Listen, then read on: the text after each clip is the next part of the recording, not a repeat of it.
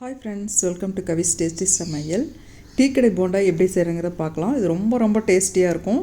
Tea கடையில் சாப்பிட்ற அந்த டேஸ்ட்டு, அந்த ஃபீலு எல்லாமே இருக்கும். இதுக்கு ஒரு தேங்காய் சட்னி வச்சுட்டு நீங்கள் ஈவினிங் சாப்பிட்டிங்கன்னா உங்களுக்கு நைட் சாப்பிடவே தேவையில்லை. அவ்வளோ ஒரு ஃபில்லிங்காக இருக்குது, ரொம்ப டேஸ்டியாக இருக்குது. கண்டிப்பாக ட்ரை பண்ணி பாருங்கள். என்னதை பீஸா பர்கர் அப்படின்னாலும் கண்டிப்பாக நம்ம இந்த மாதிரி வடை போண்டா இந்த மழை காலத்தில் சாப்பிட்றது வந்து ரொம்பவே இஷ்டமாக இருக்கும். இந்த வீடியோ நான் முன்னாடியே எடுத்துகிட்டேன், ரொம்ப டிலே ஆகிடுச்சு உங்களுக்கு போஸ்ட் பண்ணுறக்கு. இப்போ வந்து நம்ம எப்படி செய்கிறதுங்கிறத பார்க்கலாம். ஒரு 4 பங்கு அளவுக்கு நம்ம கடலை மாவு எடுத்துக்கலாம். 4 கப் அளவுக்கு நான் கடலை மாவு எடுத்திருக்கேன். அது கூட 1 பங்கு அளவுக்கு அரிசி மாவை சேர்த்திருக்கேன். 4க்கு 1, அதாவது 4 கப்பு கடலை மாவுனா 1 கப்பு அரிசி மாவும் நம்ம சேர்த்து நல்லா மிக்ஸ் பண்ணிக்கலாம். பெரிய சைஸாக இருக்க பெரிய வெங்காயம் 1 பொடியாக நான் இந்த மாதிரி கட் பண்ணியிருக்கேன். அது கூடவே கட் பண்ண கறிவேப்பிலந்தலை, பச்சை மிளகா நம்ம காரத்துக்கு தகுந்த மாதிரி சேர்த்திக்கலாம். நான் 4 சேர்த்திருக்கேன்.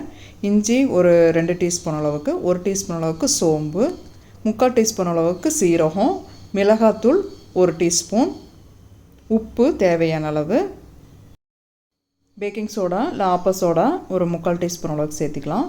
பெருங்காயத்தூள் ஒரு 1/2 டீஸ்பூன் அளவுக்கு சேர்த்திக்கலாம். அவ்வளோதாங்க. கொத்தமல்லி தழை இருந்தால் நம்ம அதையும் சேர்த்திட்டோம், நம்ம மனம் சூப்பராக இருக்கும். இது கறிவேப்பிலந்தலையெல்லாம் நல்லா பொடியாக போட்டுங்க, அப்போ தான் சூப்பராக இருக்கும். இப்போ வந்து இதெல்லாமே இந்த மாவு கூட நம்ம சேர்த்தியாச்சு. இப்போ இதை ஒரு நல்லா மிக்ஸ் பண்ணி விட்டுக்கலாம். இது கண்டிப்பாக யாராச்சும் கெஸ்ட்டு வந்தாங்கனாலும் செய்யுங்க, ரொம்பவே எல்லாத்துக்கும் பிடிக்கும், சூப்பராக இருக்குன்னு சொல்லுவாங்க. ஒரு தேங்காய் சட்னி நல்லா காரம் சாரமாக வச்சுருங்க, நல்லா சூப்பர் காம்பினேஷனாக இருக்கும். உங்களுக்கே ஒரு கான்ஃபிடென்ட் வரும், நம்ம கண்டிப்பாக சூப்பராக போட்டிருக்கோம் அப்படிங்கிறது.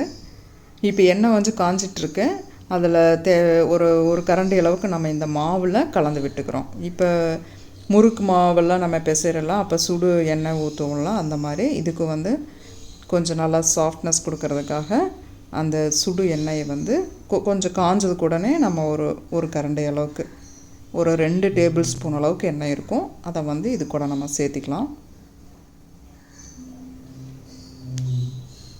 இது மாதிரி சேர்த்துட்டு இதை நல்லா கலந்து விட்டுக்கலாம்.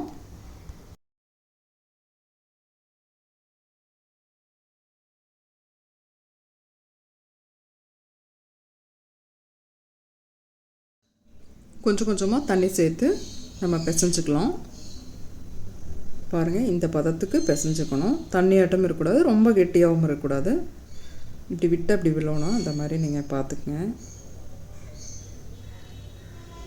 உருண்டை பிடிச்சா உருண்டை பிடிக்கிற அளவுக்கு இருக்கணும். பாருங்கள், இந்த மாதிரி எண்ணெய் வந்து காஞ்சிருச்சு. ஒரு மீடியம் ஃப்ளேமுக்கு கொஞ்சம் அதிகமாக அந்த மாதிரி வச்சுக்கோங்க. ரொம்ப ஹை ஃப்ளேம் வேண்டாம், அப்படி வைக்கிறப்போ உள்ளே வேகாமல் போயிடும். ரொம்ப லோ ஃப்ளேமில் வச்சிட்டிங்கனாலும் எண்ணெய் அப்சர்வ் பண்ணோம். ஸோ மீடியமாக வச்சிட்டிங்கன்னா உங்களுக்கு அழகாக நல்லா ஒரு பொன்னிறமாக நல்லா அழகாக வெந்து வரும். ஒரு 2 நிமிஷம் வெந்ததுக்கப்புறமா நம்ம திருப்பி போட்டுக்கலாம். உடனே நம்ம திருப்பக்கூடாது, அப்போ தான் மாவு வந்து பச்சையாக இருக்கும். ஒரு 2 நிமிஷத்துக்கு அப்புறம் பார்த்திங்கன்னா பேக்கில் இருக்கிற அந்த மாவு வந்து வெந்திருக்கும். இப்போ திருப்பி போட்டாச்சு. இது அப்பப்போ நல்லா கலந்து விடணும், அப்போ தான் உங்களுக்கு ஈவனாக ஒரே கலராக இருக்கும். நான் வந்து அதிகமாக எண்ணெய் விடலை, ஒரு அளவாக தான் எண்ணெய் விட்டுருக்கேன். நான் இந்த எண்ணெய் வந்து ரீயூஸ் பண்ண மாட்டேன். நான் இதுக்கு வந்து இந்த பொரிக்கிறதுக்கெல்லாம் வந்து ஆயில் யூஸ் பண்ணிக்குவேன். அப்புறம் மற்ற சமையல் பண்ணுறதுக்கெலாம் பார்த்திங்கன்னா நல்லெண்ணெய் தான் மோஸ்ட்லி நான் யூஸ் பண்ணுவேன். அதுவும் ப்ளஸ் நான் தேங்காய் எண்ணெய் யூஸ் பண்ணுவேன்.